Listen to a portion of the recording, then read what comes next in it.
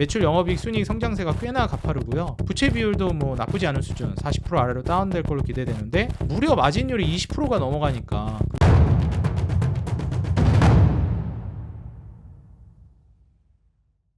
네, 반갑습니다. 주식장인 유튜브 구독자 여러분들, 주식장인입니다.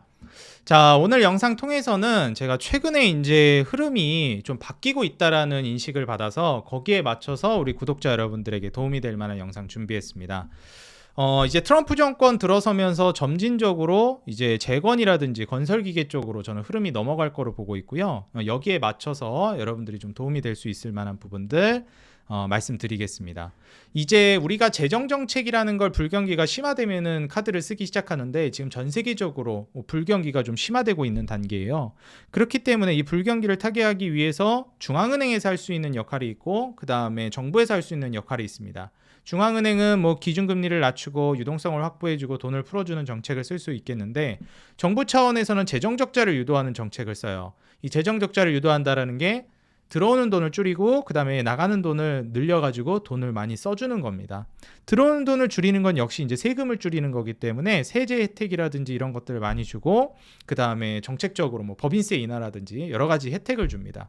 그리고 돈을 쓰는 거는 결국 국가 단위의 사업을 많이 하게 되는데 대표적인 게 인프라예요. 정말 돈 쓰기 좋은 게.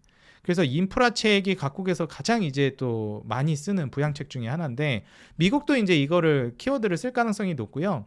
그거를 저는 우크라이나 재건이라든지 혹은 남북경협이라는 모멘텀으로 트럼프가 이용할 가능성이 높다라고 보여져 있어요. 그래서 이런 측면을 우리가 고려해 본다라고 했을 때는 이제 인프라 관련된 종목들, 경기 민감 업종들이 계속해서 강세를 띨 가능성이 높구나. 우리가 이렇게 좀 유추를 해볼 수가 있겠고요. 거기에 관련된 종목들은 무엇을 지금 보는 게 좋을지 제가 같이 좀 설명을 드리면서 진행을 하도록 하겠습니다. 자, 화면 보면서 같이 시작해 보도록 하겠습니다. 자, 본격적으로 시작하시기에 앞서서 여러분들 아직 구독 버튼 안 눌러주신 분들은 구독 한번 그리고 알람과 좋아요도 눌러주시면 감사하겠습니다. 짧게나마 여러분들 응원 댓글 달아주시는 거 너무 큰 힘이 되고 있습니다. 한 번씩 짧게나마 달아주시면 감사하겠고요. 영상뿐만 아니라 실시간으로 여러분들 계속해서 제가 텔레그램 통해서 시황이랑 교육이랑 그 다음에 멘탈 잡아드리고 있습니다. 하단에 더보기란 설명 글에다가 링크 남겨놨으니까요. 계속해서 교육받고 시황 읽는 법 그리고 정보 제공 받고 싶다 하시는 분들은 오셔가지고 도움받아 가시면 좋을 것 같아요. 다 무료고 편하게 그냥 바로 입장 가능합니다. 네, 하단 더보기란에 링크 남겨놓을게요. 자, 그러면은 지금 우리가 봐야 될 만한 것 중에 섹터는 그러면은 재건이나 인프라 이런 쪽을 봤을 때 뭐 추후에 남북경협 이슈까지 본다라고 하면 트럼프 정권 얼마 안 남았죠. 다음 달이니까. 그때 이제 대표적으로 볼 만한 섹터가 뭐가 있겠느냐. 저는 일단 시멘트랑 건설기계는 봐야 된다고 생각하고요. 그 중에서도 저는 대장주를 봐야 된다고 생각해요. 일단 대장주라 하면 게임에서도 이런 말씀 하시는 분이 있더라고요. 무슨 뭐 전체적으로 확산이 되는 게 뭔 말도 안 되는 소리냐. 게임주도 잘못 고르면 큰일 난다. 맞습니다. 근데 그 게임주 전체로 온기를 확산시키는 게 대장주들의 역할이에요. 뭐 크래프톤이나 W게임즈나 이런 종목들이 대장주 역할을 하면서 주변으로 다 온기를 확산시키는 겁니다. 제약바이오도 알테오젠이나 삼성바이오로직스가 먼저 올라가고 특히 알테오젠이 대장주 역할을 하면서 엄청난 상승 랠리를 보여주면서 제약바이오라는 섹터 전체의 온기를 확산시켰어요. 이건 부정할 수 없는 사실입니다. 게임도 비슷하고 저는 전체적으로 정책적인 그런 부분들도 맞아떨어지고 금리나 이런 것도 맞아떨어지는 거지만 대장주는 가장 먼저 가장 많이 올라갑니다. 그래서 가장 먼저 두각을 드러내는 종목들을 봐야 돼요. 그런 관점에서 저는 시멘트에서는 애초에 우리나라에서 시멘트로 생존한 기업이 몇 개 없기도 하고 상장 기업은 더 없고 한 3, 4개 정도밖에 없잖아요. 그중에서 저는 한일시멘트가 단연 발군의 모습을 보여주고 있다고 생각합니다. 그래서 계속 언급드렸어요. 이건 뭐 한 6개월, 1년 전부터, 뭐 2년 전부터 말씀드렸습니다. 시멘트는 한일시멘트다. 한일시멘트, 한일홀딩스. 가장 두각을 드러내고 있는 종목이고요. 뭐 한일현대시멘트나 아세아시멘트, 성신양회, 뭐 삼표시멘트 많이 있지만 한일시멘트가 그냥 눈에 딱 직접적으로 봤을 때 대장주입니다. 이런 애들이 가장 먼저 가고 얘네가 올라가서 나머지 종목들로 온기가 확산돼요. 그러니까 인프라가 나중에 확산되면 물론 다른 애들도 올라가겠지만 더 주가도 잘 버티고 하방으로 안 열려 있고 상방으로 계속 쏩니다.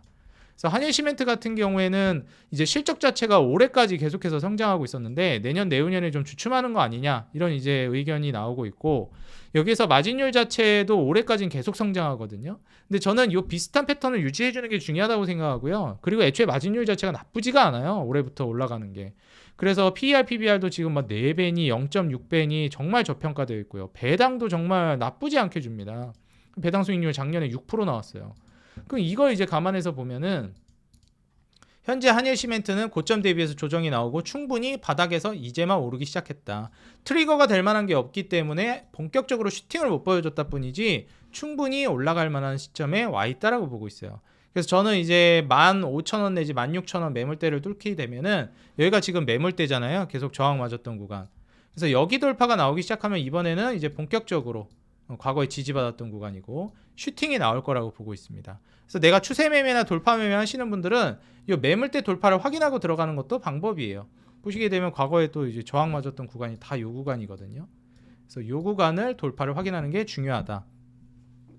최근에 외인기관 동반 매수세 들어오고 있고 연기금도 꾸준히 사고 있습니다. 특히 기관 매수세가 강력하게 들어오고 있기 때문에 추후에 인프라라든지 건자재, 시멘트 쪽으로 수급이 들어올 걸 예상해 본다라고 하면 결국 대장주 역할을 해줄 게 지금 현재로서는 한일시멘트이기 때문에 한일시멘트를 저는 눈여겨보는 게 좋을 것 같아요. 그리고 당연하게도 모회사인 이제 한일홀딩스를 같이 보는 게 좋겠습니다. 한일홀딩스도 이제 신고가를 쓰면서 매물대 돌파가 나온 시점이고, 과거에 이제 저항대로 맞았던 부분, 이 부분을 이제 돌파를 한 시점이에요. 그래서 지금의 이제 한일홀딩스는 기술적으로 굉장히 유의미하다고 보고 있고, 배당도 작년, 재작년 다 아마 7%대가 나와줬습니다. 올해도 이제 이익 캐파가 올라가고 있기 때문에 이 부분을 고려해 봤을 때는 한일홀딩스 정도까지 한일시멘트랑 같이 눈여겨보시면 좋을 것 같아요. 그리고 이제 뭐 건설기계 같은 경우에는 저는 HD 현대건설기계가 지금으로서는 대장주가 될 가능성이 높다라고 보고 있고요. 결국 7만 원 가격대 돌파가 핵심이라고 보여져요. 여기를 이제 돌파하면서부터 이제 기술적으로 본격적인 반등이 나올 걸로 예상이 되고 있습니다. 과거에 이제 저항을 계속 맞았던 매물대이기 때문에 여기를 돌파하고 나서는 추세 매매나 돌파 매매 하시는 분들은 접근해봐도 나쁘지 않을 것 같아요. 그리고 이제 올해가 눌림이 나오고 내년 내후년으로 가면서 영업이익 순이익 매출도 꾸준히 증가 전망이기 때문에 이 점을 이제 체크해 보시는 게 중요하겠다 말씀드리고요. 그리고 역시 마찬가지로 마진율도 좀 증가하고 있는 모습이에요. PER, PBR은 이 경기 민감 업종, 특히 인프라 관련된 종목들이 과하게 저평가되어 있는 게 거의 대부분이기 때문에 뭐 내후년으로 가게 되면 0.5배 PBR 그리고 6.5배 정도 PER로 굉장히 이제 저평가되어 있는 상황입니다. 물론 이제 건설기계 3대장은 두산바켓과 현대인프라코어를 또 떼놓고 얘기할 수는 없겠지만, 아직까지 현대인프라코어는 주봉상 120선 돌파를 못한, 아직 매물대를 돌파하지 못한 종목이라는 점, 두산바켓은 또 이제 요즘에 지배구조 재편 이슈로도 시끄럽기도 하고 마찬가지로 120선 저항 맞고 있다는 점을 들어봤을 때 아직 투자를 하기에는 메리트가 좀 기술적으로 부족하다라고 생각이 들어요. 현대건설기계가 가장 이제 앞서 나가고 있다라고 생각되기 때문에 현대건설기계를 저는 더 보는 게 좋을 것 같고요. 그리고 두산바켓 같은 경우는 사실 기업으로만 놓고 치면 캐파라든지 그다음에 규모라든지 이런 거는 가장 대장주에 어울립니다. 뭐 지배구조 개편 이런 이슈만 아니었어도 좋았을 것 같은데, 그리고 미국에서 이번에 우크라이나 재건이라든지 여러 가지 이슈가 있잖아요. 미국 자체적으로 국내 인프라를 할 수도 있고요. 거기에 있어서 이제 수혜를 볼 수 있는 게 두산바켓이에요. 애초에 밥캣이라는 브랜드가 미국에서 건설기계 쪽으로는 정말 유명하고 인지도 있는 기업이기 때문에 이 두산밥캣이 거기에서 이제 생존하고 성장해 나갈 수 있을 만한 모멘텀도 굉장히 크다라고 보여집니다. 다시 말해서 미국발 인프라 핵심 수혜를 받는 건 두산밥캣이라고 보여져요.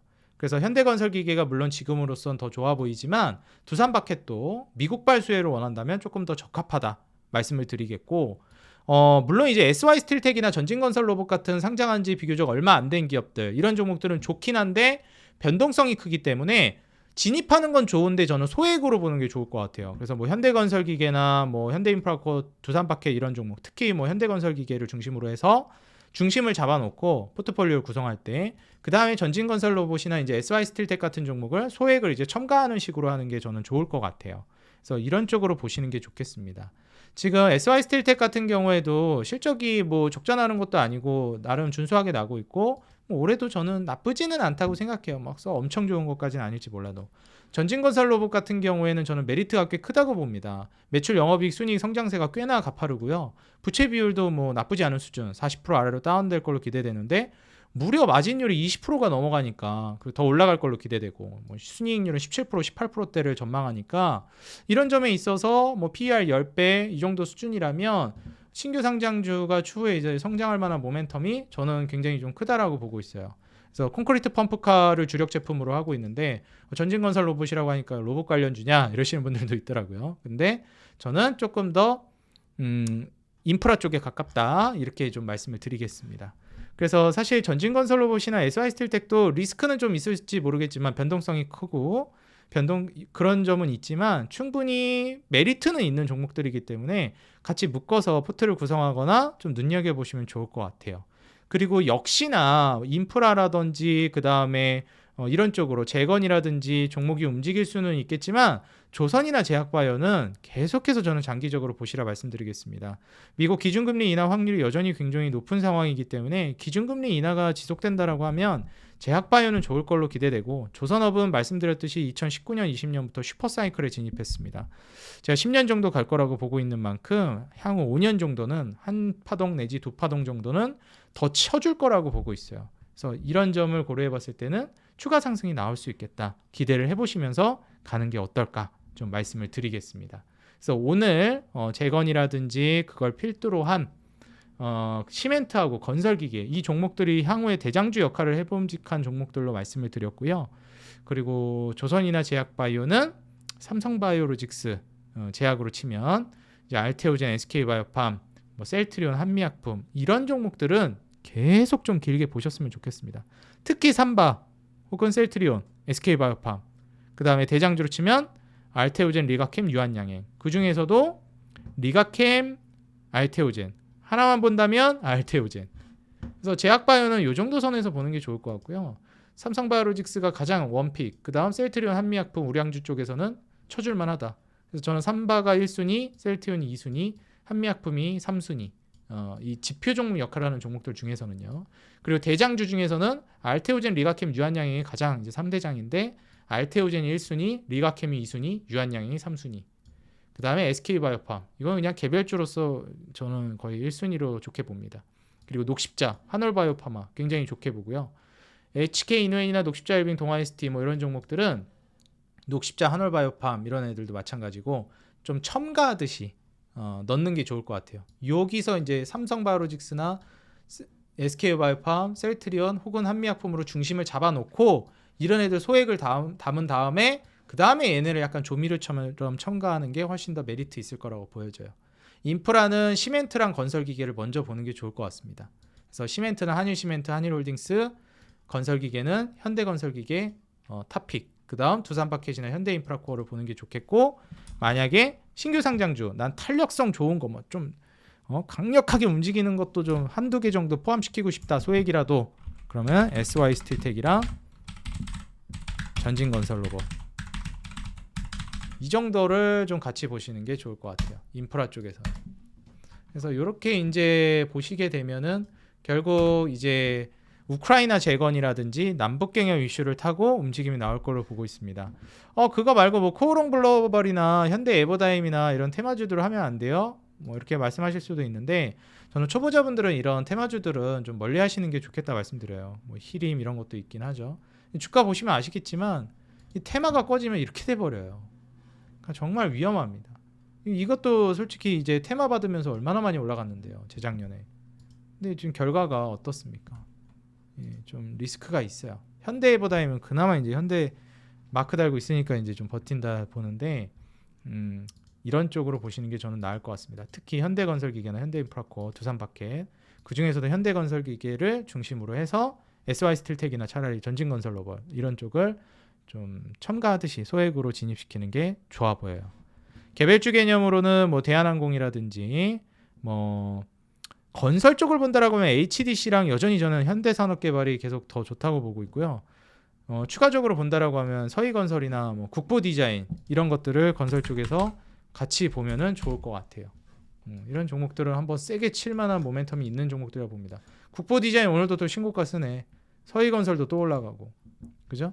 얘네는 큰 돈 투자하긴 그런데 소액 정도 담아볼 만해요. 서희건설도 진짜 괜찮습니다. 국보 디자인도 그렇고 실적도 나쁘지 않아가지고 투자해볼 만해요. 좀 리스크 있고 변동성이 있다 보니까 소액으로 해야 된다는 그런 제약이 있어서 그렇지 메리트는 분명히 있다. 그리고 뭐 리파인 물어보시는 분이 있던데, 리파인은 저는 장기적으로 계속 좋을 거라고 보고, 이게 최대 주주 변경 때문에 좀 불안감이 반영되면서 주가 급락했는데 고배당주로 이제 거듭날 거라는 증권가 의견이 있어서, 저는 이제 배당이 그동안 없었는데 고배당으로 거듭나게 되면 또 다른 양상으로 가지 않을까. 배당을 기대해 볼 수 있는 모멘텀이 있고 추후 성장성을 고려해 보면 좋을 것 같아요. 근데 여기에서 좀 주의할 거는 거래량 터진 음봉이라는 거는 굉장히 이건 좀 리스크한 거기 때문에 저는 추매하거나 막 이런 거는 좀 주의하는 게 좋을 것 같아요. 추세 돌릴 때 그때 진입해도 안 늦을 것 같아요. 보유하고 있다면은 물량을 좀 줄이거나 아니면 보유하고 있는 물량으로만 가져가는 게 좋겠고, 추매는 하지 않는 게 좋겠다. 추매를 할 만한 타점은 아직 왔다라고 보여지지는 않아요. 그래서 그런 점을 좀 감안해 가지고 보시는 게 좋겠고, 이런 섹터들을 중심으로 해서 게임주 정도는 움직일 수 있겠다. 크래프톤 W 게임즈 이 정도. 뭐 NC소프트도 뭐 3N 중에선 전 제일 좋게 보는데 그래도 크래프톤 W 게임즈가 제일 낫다고 보고요. 최근에 이제 패스 오브 엑자일이라는 게임 2가 나왔죠. 디아블로를 계승하는 게임으로 평가받고 있는데, 또 디아블로 광팬 일론 머스크가 패스 오브 엑자일 2 나온 걸 너무 좋아하고 있더라고요. 그래서 지금 판매에 엄청난 호조를 보이고 있는데, 그거 서비스하는 게 카카오 게임즈다 보니까 카카오 게임즈 최근에 주가가 튀었습니다. 그래서 게임즈는 뭐 크래프톤 W 게임즈가 역시 대장부대장으로 쭉 끌고 가면서 뭐 카카오 게임즈 정도는 거기에 좀 덧붙여가지고 볼 수 있을 만한 종목이라고 생각돼요. 그래서 요 정도 수준으로만 좀 보는 게 어떨까. 뭐 요즘 AI 소프트웨어 쪽으로는 네이버, 카카오, 그 중에서도 네이버 가장 좋아 보이고, 하드웨어 쪽에서 SK하이닉스. 네, 가급적이면 SK하이닉스 하실 거면 길게 보시라. 그래서 지금 1단계, 2단계, 3단계 제가 많이 말씀을 드렸는데, 1단계의 반도체, 2단계의 제약바이오, 3단계의 인프라, 경기민감주, 중후장대 산업들 움직일 거라 말씀드렸잖아요. 그래서 조선이랑 제약바이오를 중심으로 하시고, 그 다음에 이제 다가올 만한 트럼프 정권 하에서 모멘텀, 전 세계적인 열풍, 이제 어디로 간다? 재정정책, 거기에 인프라 정책으로 간다. 트럼프가 쓸 카드는 남북경협과 우크라이나 재건이라고 본다. 남북경협은 우리나라에게 막대한 호재다. 이거 분명히 나온다고 봅니다. 또 얼마 전에 김정은 언급했더라고요. 트럼프가 당선되면 또 그 모멘텀이 불어올 겁니다. 이런 측면. 그리고 그게 아니더라도 국가 단위의 사업으로서 인프라 사업은 우리나라도 그렇고 미국도 그렇고 진행을 할 거예요. 그래서 이거를 생각해 보시고, 지금같이 불경기가 만연해 있는 상황에서 인프라 관련된 종목들 아마 수급이 상당히 들어올 수 있고, 정부 쪽에서 계속해서 언급하고 육성할 가능성이 높으니까 주목해 보시고, 여전히 연기금이 시장을 바치고 있긴 하지만 외국인이 계속 빠져나가고 있어요. 선현물 다 팔아치우고 있습니다. 한국은 정말 위험하다고 저는 보여지거든요. 긴장의 끈 늦추지 마시고, 언제 폭락해도 이상하지 않아요. 한국 시장은 미증시 좀만 까딱하면 저는 바로 떨어질 수 있다고 보거든요. 그래서 이 리스크 염두에 두시고, 미국 같은 경우에도 지금 다우는 계속 꺾이고 있습니다. 나스닥만 신고가 쓰고 있어요. 그럼 나스닥이라고 다 좋냐? 그러지도 않아요. 뭐 브로드컴이라든지 팔란티어라든지 AI 관련된 종목들, 그리고 뭐 구글, 양자 컴퓨터 관련해서 움직이는 거 말고는 정말 힘듭니다. 그리고 이제 S&P도 마찬가지고요. 그래서 저는 조만간 미국이 한번 꺾일 거라고 보고 있고, 미국도 사실상 버티고 있다라고 저는 평가하고 있거든요. 이게 버티고 있는 게 얼마나 갈까? 그럼 결국 이제 관세 이런 문제를 토대로 좀 유리하게 가고 있긴 한데, 한 번 정도 부러질 거다. 그때부터 아마 기준금리 인하 속도가 굉장히 빨라질 겁니다. 지금 미국 잘 버틴다고 뭐 기준금리 인하 이제 뭐 속도 늦어지는 거 아니야? 이런 평가를 하는데 저는 완전히 다르게 봅니다.